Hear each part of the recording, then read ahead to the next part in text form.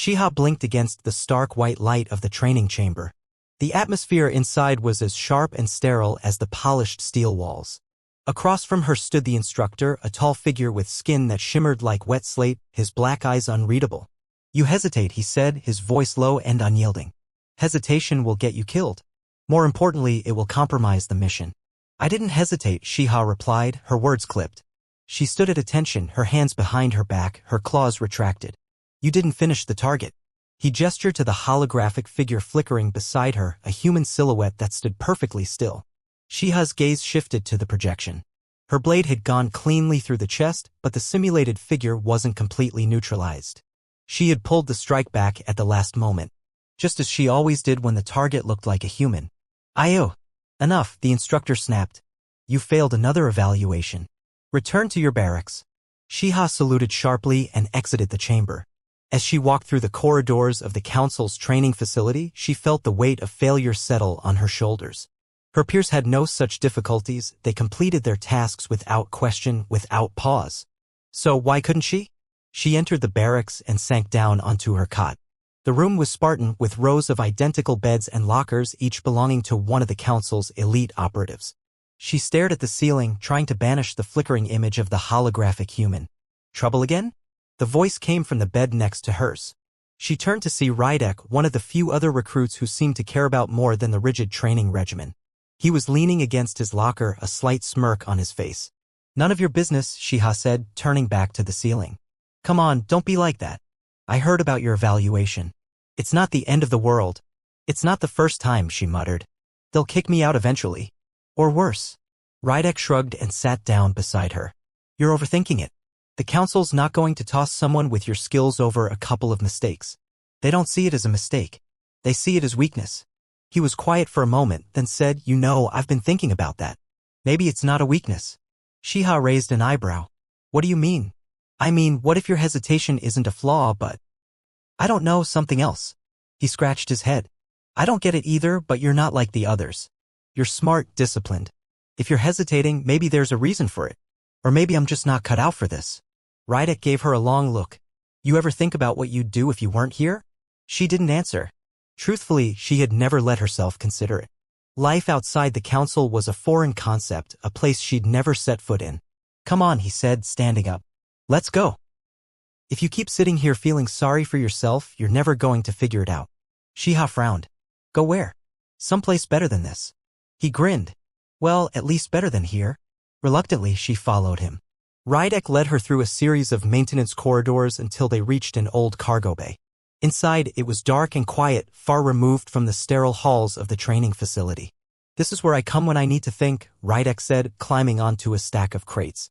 He patted the spot beside him, and Shiha hesitated before sitting down. "Why are you doing this?" she asked. He tilted his head. "Doing what?" "Trying to cheer me up. Trying to make me think there's something else out there." He shrugged. "I guess I just don't like seeing you so miserable. Besides, I could use some company. Gets boring here, you know." For the first time in a long while, Shiha smiled. It was a small, fleeting thing, but it felt real. "Thanks," she said quietly. "Don't mention it," Rydek replied. "Just don't give up, all right? I'm telling you, you've got more going on than they think." She nodded, unsure of what the future held but feeling, for the first time, that she might not have to face it alone. Chapter 2, The Human.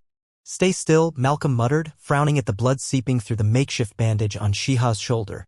"I don't have a mechit, but I'll do what I can." Shiha sat stiffly against the rocky outcrop, her alien features set in a grimace. "You don't need to do anything. I'll manage." "Sure you will," Malcolm said dryly, not looking up from his work. "Because you're doing such a great job not bleeding to death." "I don't trust humans," she said bluntly. "Why would you help me?" "Call it self-preservation," Malcolm replied. "If you keel over out here, I'm as good as dead. You're the only one who knows how to navigate this cursed place." She studied him for a moment, her gaze unyielding. "Then I'm just a tool to you. A means to an end." "I'm not saying that," he said, straightening and glancing into her gold-flecked eyes. "I'm saying I don't want to lose the one ally I've got, even if that ally hates my guts." Shiha's expression softened just slightly. She still didn't trust him, but she wasn't stupid. This human, Malcolm, had saved her life, if only to save his own. That didn't mean she could afford to let her guard down. "Fine," she said. "But don't think this makes us friends." "Noted." He stood and wiped his hands on his trousers. "Now, can you walk?" I'll manage, she said, pushing herself upright with a wince. They moved carefully through the rocky terrain, Malcolm supporting her when she stumbled. The desolate planet stretched endlessly around them, a barren wasteland of jagged peaks and reddish sand. The air was thin and biting cold, and Malcolm's breath came in shallow puffs. What were you even doing out here? She asked finally. Crashing, he said. My ship's engines failed. Barely managed to land without turning into a fireball. I was heading for a supply cache when I found you. Shiha frowned. A supply cache? How do you know where that is?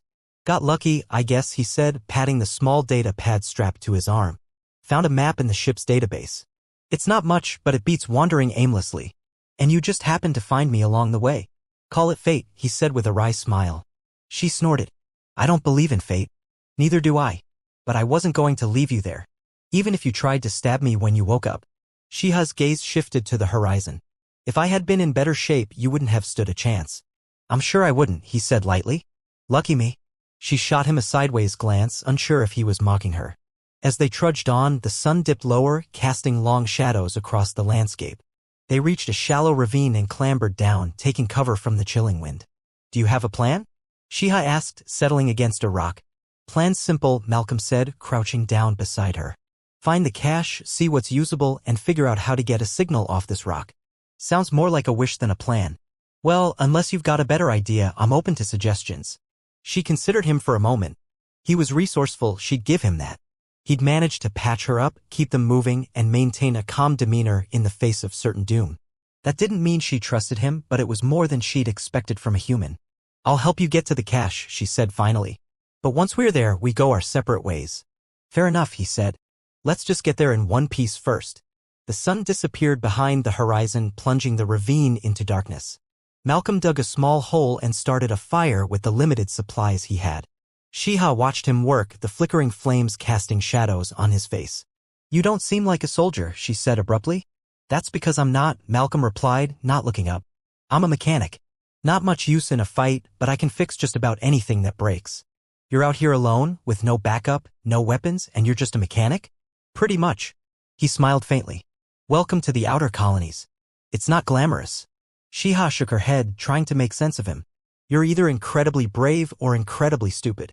Maybe a little of both, he said, finally sitting back and meeting her gaze. For a moment, the tension eased. They were two strangers stranded on a hostile world, relying on each other to survive. And though they were still wary, an unspoken understanding began to take root. They weren't friends. They weren't allies. But for now, they had no choice but to make it work. Chapter 3, A Fragile Alliance. Shiha crouched in the shelter of a large boulder, her dark eyes scanning the barren terrain ahead. The planet's harsh winds carried dust that stung her skin and made it difficult to see more than 100 meters. She heard footsteps crunching on the gravel behind her. Do you always scout ahead without telling me?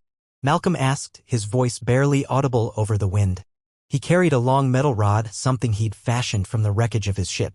It wasn't much, but it served as both a walking stick and a rudimentary weapon. I didn't see the need to wake you, Shiha said without turning. It's not as if you'd be able to defend yourself if I ran into trouble. Malcolm snorted. And yet here I am, still alive. He moved up beside her, squinting at the horizon. Do you see anything out there? Nothing yet. But there's a ridge ahead. It could give us a better vantage point. Great, he said, hefting his rod. A ridge. Just what I wanted to climb today. You don't have to come, Shiha said, rising to her feet. I can handle it alone. Like hell you will, Malcolm muttered. You can't climb and keep an eye out at the same time. Someone needs to watch your back. For a moment, she said nothing. Then, with a slight nod, she started toward the ridge. Malcolm followed, grumbling quietly about his aching legs and the cold wind. When they reached the base of the ridge, Malcolm glanced up and let out a low whistle. That's steeper than I thought. Do you want to stay here? Shiha asked. No, I'm coming. He planted his rod into the ground for leverage and started climbing. The ascent was slow and grueling. Loose rocks slid underfoot, and more than once Malcolm lost his footing and had to grab onto an outcrop to keep from falling. Shiha moved ahead, her movements fluid and controlled. She paused occasionally to look back at him, her expression a mix of impatience and mild amusement. Don't stop on my account, he said, panting. I'll catch up. You don't climb like a soldier, she said. That's because I'm not one. They reached a flat ledge near the top and stopped to catch their breath. The wind was stronger up here, howling around them and making it hard to hear. Malcolm leaned on his rod and peered out over the landscape. Nothing but rocks and dust, he said. I'm starting to think this planet hates us. It's not the planet you should be worried about, Shiha said. The council will send someone to clean up their mess. Meaning us? Meaning me, she said flatly. You're just collateral. Malcolm scratched his chin, his brow furrowing. Well, that's comforting. So what's the plan if they come after you? Shiha turned to him, her gaze steady. The plan is to keep moving and hope we find that supply cache before they find us. And then what? Just keep running. You have a better idea? Malcolm thought for a moment. I might, but it involves trusting me, which I'm guessing isn't high on your list. You guessed correctly, she said. Fair enough. But if you change your mind, let me know. He stood up straight and started walking toward the next outcrop. Come on. Let's see what's over that ridge. Shiha followed, her mind turning over his words. She still didn't trust him. That would take time if it ever happened at all. But there was something about his persistence, his refusal to give up, that gnawed at her. When they reached the crest of the ridge, they looked down into a shallow valley. Malcolm's face lit up. There. He pointed to a structure half buried in the sand. It wasn't much, just a small building made of metal panels, clearly weathered and abandoned. But it was something. Shiha crossed her arms. You think that's the cache? Looks like it, he said. And even if it's not, it might have something useful. She nodded. Let's go. As they descended into the valley, Malcolm glanced at her. You know, you're not as cold as you pretend to be. She shot him a warning look. Don't push your luck. I'm just saying, you could have left me behind, but you didn't. That says something. It says I need your help, she said sharply. Nothing more. Sure, he said with a smirk. Nothing more. They approached the structure cautiously, their movements silent and deliberate. For now, their fragile alliance held. And though Shiha wouldn't admit it, having Malcolm at her side made the barren, hostile world feel just a little less empty. Chapter 4, Common Ground. Malcolm wiped a layer of grit from the panel in front of him. His fingers worked quickly, pulling out a charred circuit board and replacing it with one he'd scavenged from the wreck. Beside him, Shiha sat cross-legged on the cold ground, watching him work. The structure they had found provided some cover from the wind, but the interior was dark and filled with the stale smell of dust and rust. You know what you're doing? Shiha asked, breaking the silence. I think so, Malcolm replied, holding up the replacement board and turning it over in his hands. Well, maybe. Most of this stuff is older than me. But it's not my first time fixing something this messed up. Just don't blow us up, she said flatly. No promises. He gave her a quick grin before turning back to his task. Shiha leaned back against the wall, studying him. Where did you learn to do that? Engineering Corps. Before the council started causing trouble out here. Engineering? I thought you said you were a mechanic. I am. Kind of. I mean, I started as a ship mechanic, then moved to the colonies. Figured I'd be safer fixing freighters than dodging bullets. Guess I was wrong. Shiha raised an eyebrow. So you were never a soldier? Never. Malcolm paused his work to glance at her. You're disappointed? No, she said after a moment. It's just unexpected. Most humans I've encountered were trained to fight. Yeah, well, not everyone wants to spend their life shooting things. She crossed her arms. And yet here you are, stranded, with no weapon, trying to survive alongside an enemy. Malcolm shrugged. Not by choice, believe me. But if I'm stuck here, I might as well make the best of it. He returned his focus to the panel, the faint glow of a work light illuminating his face. Shiha watched him in silence. His words, casual as they were, stirred something inside her. She'd spent her entire life surrounded by discipline, by rigid orders and expectations. But Malcolm didn't seem bound by those rules. He did what he could with what he had without waiting for someone else to tell him how. Why did you come out here in the first place? She asked. To the colonies? She nodded. Same reason as a lot of people, he said, pulling out another damaged component. Thought I could start fresh. Find a place where I wasn't just another cog in the machine. Shiha frowned. And did you? He chuckled. Not exactly. Turns out running away doesn't fix everything. But it's better than staying put and letting life pass you by. Running away, she murmured as if testing the phrase. Yeah. Sometimes you've got to run before you can figure out where you're headed. She looked down at her hands, claws retracted, resting on her knees. I've never thought of running. It was always forward, always toward the next objective. Well, you're here now, Malcolm said. Maybe it's a chance to figure out something different. She glanced at him sharply. What do you mean by that? Nothing really. Just thinking out loud. He snapped the panel shut and leaned back. There. I think that'll hold for now. Shiha didn't respond. Her mind churned with questions she didn't yet have the answers to. She had always followed orders, trusted her training, believed in the mission. But now, sitting in the dim light beside a human who should have been her enemy, she began to wonder if there was more to life than directives and objectives. Malcolm stretched and stood. We should move out soon. Try to find more supplies before the next storm hits. Shiha stood as well, her movement smooth and deliberate. If the storm comes, it'll be dangerous to travel. Sure, he said. But staying here with nothing to eat is just as dangerous. She considered his words, then nodded. Agreed. They gathered their limited belongings and stepped out into the barren landscape once more. The wind had died down, but the horizon remained bleak, a never-ending expanse of dust and rock. Do you ever think about what you'll do if we get off this planet? She asked as they walked. Sure, he said. I think about it all the time. I'll find a quiet station somewhere, fix ships, stay out of trouble. Is that all you want? It's enough. He looked at her, his gaze steady. What about you? You ever think about what's next? She hesitated. I'm not sure. Well, you've got time to figure it out. Assuming we don't get eaten by something first. She managed a faint smile. You have an odd sense of humor. Comes with the territory. Makes all this a little easier to deal with. They walked on in silence for a while, side by side, each lost in their own thoughts. Though they were still wary of one another, the distance between them had lessened. The landscape was vast and empty, but for the first time, it didn't feel quite so lonely. Chapter 5, New Perspectives. They had been walking for what felt like hours. The sun sat low in the sky, throwing long shadows over the cracked ground. Malcolm stopped to adjust the makeshift pack on his shoulders, grimacing as the straps bit into his skin. Shiha walked a few steps ahead, her movements as measured and deliberate as always. You never get tired, do you? Malcolm asked, his voice breaking the silence. I get tired, Shiha said without turning. I just don't let it show. Malcolm let out a short laugh. Right? Because showing weakness is practically a sin for you. She glanced over her shoulder, her expression neutral. I wasn't raised to be weak. I was raised to succeed. And how's that working out for you? He shot back, shifting his pack into a more comfortable position. We're stuck on this rock with no real plan, no clear way off, and no idea if help is even coming. Shiha stopped and faced him. We're still alive. Sure, if you call this living, Malcolm said, motioning to the endless expanse of rock and dust. Look, I get it. You're a soldier. You're supposed to be tough. But tough doesn't mean you can't admit when you're feeling the weight of all this. I'm not interested in having this conversation, Shiha said, turning away. We need to keep moving. Malcolm sighed. Fine. Whatever you say, Commander. They continued in silence for a while, the only sound the crunch of their boots on the dry earth. Eventually, they came to a shallow ravine. "SY for you to say," he retorted. "Your balance is perfect. Mine's not."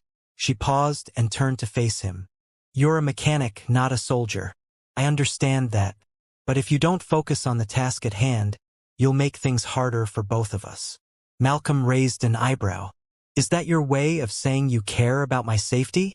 "It's my way of saying I don't want to waste energy carrying you if you break your leg." He chuckled, shaking his head. "You've got a real way with words, you know that?" They resumed their climb, and the conversation shifted to lighter topics. Malcolm talked about his life before the crash, about the people he'd worked with, the places he'd visited, and the endless hours spent patching up old freighters that should have been scrapped years ago. Shiha listened, her expression unreadable, though occasionally she would ask a question or make a dry comment. "Sounds like a miserable job," she said at one point. "It was," Malcolm admitted, "but it was my miserable job. Better than doing nothing. You could have done something else, chosen a different path." "Sure, and maybe that would have landed me in an even worse spot. Besides, I liked fixing things. Machines don't lie to you. They either work or they don't. When they're broken, you figure out why and put them back together. Simple as that." "Not everything can be fixed," Shiha said quietly. "No," Malcolm agreed. "But you've got to try anyway, right?" She didn't respond, and the silence stretched out between them as they climbed higher. When they finally reached a flat ledge near the top of the ravine, they sat down to rest. Malcolm pulled out a small water flask and took a long drink before offering it to Shiha. "Here. It's not much, but it'll help." She hesitated before accepting the flask, taking a measured sip. "Thank you." Malcolm raised an eyebrow. "Wow, an actual thank you. Didn't think I'd live to see the day." "Don't get used to it," she said, handing the flask back. He smiled, leaning back against the rock. "Fair enough." The view from the ledge stretched out below them, revealing more of the rugged terrain. It was desolate, unwelcoming, but there was a strange beauty to it. The orange glow of the setting sun cast long shadows, making the landscape look almost otherworldly. "You ever think about what it's like on other worlds?" Malcolm asked after a while. Shiha glanced at him. "I've been to other worlds. They're not all that different." "Sure, but I mean really different. Places where everything's upside down, or where the air glows a different color, or where the plants can talk." She frowned. "You believe in talking plants?" "Not really," he admitted. "But it'd be cool, wouldn't it?" She didn't answer, but the faintest hint of a smile tugged at the corner of her mouth. For a moment, she allowed herself to imagine it. Strange, impossible worlds where the rules she'd always known didn't apply. It was a fleeting thought, one she quickly pushed aside, but it lingered at the back of her mind. Malcolm stretched and stood. "All right, break's over. Let's see if we can find some shelter before nightfall." Shiha followed him, her expression once again guarded. But as they descended from the ledge and continued their journey, she found herself thinking about his words, about what might be possible beyond the rigid confines of duty and survival. For the first time, she wondered if there was something more waiting out there, something worth discovering. Chapter 6, The First Touch. "Careful." Malcolm snapped as a small landslide of loose stones skittered down the ravine. "You trying to bury me alive?" Shiha didn't even glance back, her sharp focus still fixed on the faint glimmer of metal they'd spotted just over the next ridge. "Keep moving. We're almost there." "Almost there, she says," Malcolm muttered. "You've been saying that for hours." "No one's forcing you to follow me," Shiha retorted. "No," he said with a grunt as he climbed another jagged step. "But I figure it's better than wandering off alone. At least you look like you know where you're going." "I do," she said, a trace of irritation in her tone. "If you'd stop complaining, we'd get there faster." Malcolm didn't answer. He just kept climbing. His legs ached, his throat was dry, and his hands were covered in scratches, but he wasn't about to let her see that. He refused to give her the satisfaction. The two of them finally crested the ridge and stopped. Below them lay a shallow valley with a long, narrow ship nestled at its center. The vessel was covered in a thick layer of dust, and one of its engine housings looked crushed, but the hull was intact. Malcolm let out a low whistle. "Now that's more like it." Shiha's lips pressed into a tight line. "It could be a trap." "It's a wreck. What kind of trap would you set in the middle of nowhere?" She gave him a sidelong look. "You'd be surprised." Malcolm sighed. "Fine. I'll go first. If anything explodes, it's on me." Shiha folded her arms. "How noble." "Not noble, practical," he said. "If something happens to me, you'll be just fine. If something happens to you, we're both screwed." Her expression softened slightly. She didn't respond, but she followed him down into the valley. They approached the ship cautiously. Malcolm's eyes darted around the area, scanning for anything out of place, but there was no sign of movement. The vessel was eerily quiet. "Doesn't look like anyone's home," Malcolm said, running a hand over the dusty hull. "Let's see if we can get inside." He moved toward what he assumed was the main hatch. Shiha followed, her footsteps silent. Together, they pried open the outer door and stepped into the dimly lit interior. The air inside was stale, but breathable. Malcolm glanced around. "Looks like this thing's been here for a while." Shiha examined the walls, running her fingers over a series of strange markings. "This isn't a human ship." "No kidding," Malcolm said. "It's alien tech, way more advanced than what I'm used to. If we're lucky, we might find something we can use." He stepped into what looked like a control room and tapped a panel. Nothing happened. The ship's systems were dead. "Power's out," he said. "If we can find a generator or a spare battery, I might be able to get something running." Shiha nodded. "I'll look for supplies. You focus on the systems." "Sure thing, boss," Malcolm said with a faint smirk. They worked in silence for a while, each lost in their own tasks. Malcolm opened panels, examined wiring, and searched for anything that could give the ship a spark of life. Shiha moved through the corridors, collecting tools and equipment.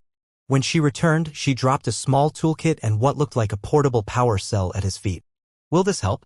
Malcolm's eyes lit up. This could be exactly what we need. As he connected the power cell, a low hum filled the room. The lights flickered and a few of the displays came to life. Malcolm grinned and turned to Shiha. Not bad. Maybe you're not just a killer after all. Her eyes narrowed. And maybe you're not as useless as you look. He laughed, shaking his head. I'll take that as a compliment. They fell into an easy rhythm, working side by side as they explored the ship's systems. For the first time since their crash, the tension between them began to ease. Malcolm found himself talking more, telling her stories about his life in the colonies, his failures, and his dreams. Shiha listened quietly, occasionally asking questions or making a dry remark. At one point, as they reached to examine the same console, their hands brushed. It was a fleeting touch, but it lingered in Malcolm's mind. He looked at Shiha, but she didn't react. She just continued working as if nothing had happened. Hours passed, and they finally managed to get a partial readout of the ship's logs. The vessel had been abandoned after a crash, its crew long gone. But it had a navigation system and a communication relay that, with some work, could be repaired. We might actually have a shot at sending a distress signal, Malcolm said, leaning back against the console. We're not out of the woods yet, but this is a start. Shiha nodded. A good start. Malcolm looked at her, studying her features. There was something different about the way she carried herself now. She seemed less guarded, less hostile. He couldn't say for sure, but he thought he saw a glimmer of something he hadn't seen before, a spark of trust. Well, he said, pushing off the console, I think that's enough progress for one day. Let's get some rest before we tackle the comms. Shiha gave him a small nod. Agreed. As they settled in for the night, Malcolm couldn't shake the feeling that, for the first time, they were truly working as a team. Chapter 7. A Deeper Bond. Malcolm adjusted the connection on the ship's comm relay for what felt like the 10th time. Sparks flew, making him flinch as he pulled his hand back. Careful, Shiha said from across the room, her arms crossed. Yeah, thanks. I figured that out on my own, Malcolm muttered, shaking his hand before getting back to work. Maybe if you'd grab the toolkit and actually help me. I told you, I'm no engineer, Shiha interrupted. I wouldn't know where to begin. Could have fooled me, he said under his breath, then quickly added, look, just hand me the stabilizer coil. It's that round thing I set next to the panel earlier. Shiha approached slowly as if the object might bite her. She picked it up and held it out. This? Yes, that? He took it from her and carefully slid it into place. The comm relay lit up with a soft hum. There we go. That's what we needed. Did it work? Shiha asked, moving closer. Malcolm tapped a few controls, then frowned. Not yet. The signal's weak. I need to boost the power somehow. Give me a minute. She watched him work, her expression unreadable. After a moment, she said, you know, it's strange. What is? The way you keep trying to fix this, even though you have no guarantee it will succeed. Malcolm stopped fiddling with the controls and looked at her. What else am I supposed to do? Just sit here and wait for something to magically happen? No, she said, shaking her head. But you put so much effort into every little piece, even when the odds aren't in your favor. That's just what I do, he said simply. I fix things. And if I can't fix them, I figure out another way. She tilted her head slightly as if considering his words. It's different from what I was taught. Malcolm arched a brow. How so? Shiha leaned against the wall, arms crossed again. I was trained to eliminate obstacles, not repair them. If something didn't work, we destroyed it and moved on. Efficiency above all else. That's a pretty bleak way to live, he said, turning his attention back to the controls. Sure, maybe it's faster, but you lose a lot along the way. Perhaps. Malcolm glanced over at her, surprised by the softness in her tone. That almost sounds like an admission. Don't push your luck, she replied, but there was no sharpness in her voice. He grinned and went back to work, but he could feel her watching him. Despite her reluctance, Shiha was starting to change. It wasn't just the way she spoke or the questions she asked, it was the way she lingered near him, the way she listened, the way she no longer corrected him when he called her a teammate. As the hours passed, they worked together to stabilize the signal. Malcolm explained the systems to Shiha in simple terms and she began helping more actively. At first, it was just handing him tools, but eventually she started following his instructions, attaching connectors, and checking circuits. You're not bad at this, Malcolm said as she tightened a clamp. I learn quickly, she replied. Yeah, I noticed. They fell into a steady rhythm, each task flowing into the next. When the comm relay finally powered up fully, they both let out a breath of relief. It's transmitting, Malcolm said, his voice tinged with excitement. It's weak, but it's out there. Someone might actually pick this up. Good, Shiha said. Then we keep moving. You're relentless, he said, shaking his head. We just got this running and you're already thinking about the next step.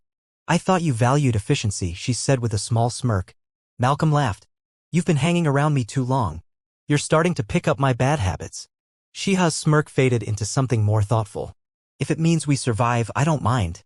The way she said it caught Malcolm off guard. He looked at her, the usual sharp edges in her expression softened. There was something vulnerable in her gaze, something that made him pause. Hey, he said, his tone gentler. We're going to make it out of this. Together. She held his gaze for a moment, then gave a small nod. Together. For the first time, Malcolm saw more than just a hardened warrior. He saw someone who was starting to trust, someone who was willing to let him in just a little. And though he wasn't sure where it would lead, he knew that it was a step forward, a step they would take side by side. Chapter 8, Redemption and Rescue. Malcolm hunched over the comm terminal, sweat dripping from his brow despite the cool, dry air inside the ship. His fingers flew across the controls and the terminal sputtered out a faint signal. Come on, he muttered. Just a little more. Shiha stood behind him, arms crossed, watching silently. She wasn't one to offer encouragement, but she didn't need to. Her steady presence was enough. You sure the power cell can handle this? She asked, breaking the quiet. No, Malcolm replied, still focused on the screen. But we don't have any other options. Either this works or we're stuck here until we run out of supplies. Shiha didn't respond. She hated feeling powerless, hated that their survival depended on this human and his shaky equipment. But she had come to trust him in her own way. What's taking so long? She asked after a few minutes. These things don't exactly come with a user manual, Malcolm said. This ship's tech is more advanced than anything I've worked on. It's a miracle we've gotten this far. Just get it done. I'm trying, he shot back, glancing at her over his shoulder. If you've got a better idea, I'm all ears. She held his gaze for a moment before looking away. Just hurry up. Malcolm sighed and turned back to the terminal. His hands trembled slightly as he rerouted power through the ship's damaged systems. The lights flickered and the screen in front of him displayed a series of alien characters that he still hadn't fully deciphered. Almost there, he muttered, more to himself than to her.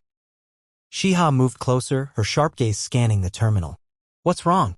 Nothing's wrong. I just need. A sudden surge of power jolted the ship and the terminal blinked out. Damn it. Malcolm cursed, slamming his hand on the console. What happened? Shiha asked, stepping closer. The system's unstable, he said, his voice tight with frustration. I need to recalibrate the power flow. How long will that take? Too long, he said, running a hand through his hair. We don't have enough energy to keep doing this over and over. Shiha's jaw tightened. Then what do you need? Malcolm looked up at her, surprised by her tone. What do I need? Yes, she said firmly. Tell me what you need and I'll get it. For a moment, Malcolm just stared at her. He'd seen her fight, seen her navigate treacherous terrain without hesitation. But now, in the dim light of the ship, she was offering to help him in a way he hadn't expected. I need time, he finally said. Time to figure out why the system keeps overloading. Fine, she said. I'll make sure you have it. She turned and walked toward the ship's entrance, her posture rigid. Malcolm watched her go, then sighed and turned back to the console. He began methodically checking the connections, his mind racing. After a while, he heard Shiha's voice through the ship's internal comm. There's movement outside. Malcolm's hands froze over the controls. What kind of movement? Unknown, she said. I'm going to take a closer look. Wait, Malcolm said, his heart racing. Don't go out there alone. I'm not asking for permission, she replied. Damn it, Shiha, he muttered under his breath. Minutes passed, each one dragging on longer than the last. Malcolm tried to focus on his work, but his thoughts kept drifting back to Shiha. Finally, her voice crackled through the comm again. It's just wildlife, she said. No threat. Great, Malcolm said, exhaling in relief. Get back here and help me with this calibration. When she returned, she didn't say a word about what she'd seen outside. Instead, she sat beside him and watched as he adjusted the final settings. The comm system flickered to life again, its signal faint but steady. There, he said, his voice laced with exhaustion. It's transmitting. Shiha leaned forward, studying the screen. Will it reach anyone? Eventually, Malcolm said. It might take a while, but someone out there will pick it up. She nodded slowly. You did it. We did it, Malcolm corrected. They sat in silence for a moment, the weight of their shared ordeal settling over them. Despite everything, the mistrust, the arguments, the constant danger, they had made it this far together. And now there was a glimmer of hope that someone would find them. Let's get some rest, Malcolm said, standing up and stretching. We'll need all the energy we can get if someone actually comes to pick us up. Shiha hesitated, then gave a small nod. You're right. For the first time, she didn't correct him, didn't argue. Instead, she followed him to the ship's small living quarters where they set up their makeshift beds. As Malcolm lay down, he glanced over at Shiha. Her eyes were closed, her breathing steady. For the first time since they'd met, she looked peaceful. "Good work today," he said softly, even though she might already be asleep. He closed his eyes, letting exhaustion pull him under. Whatever came next, they would face it together.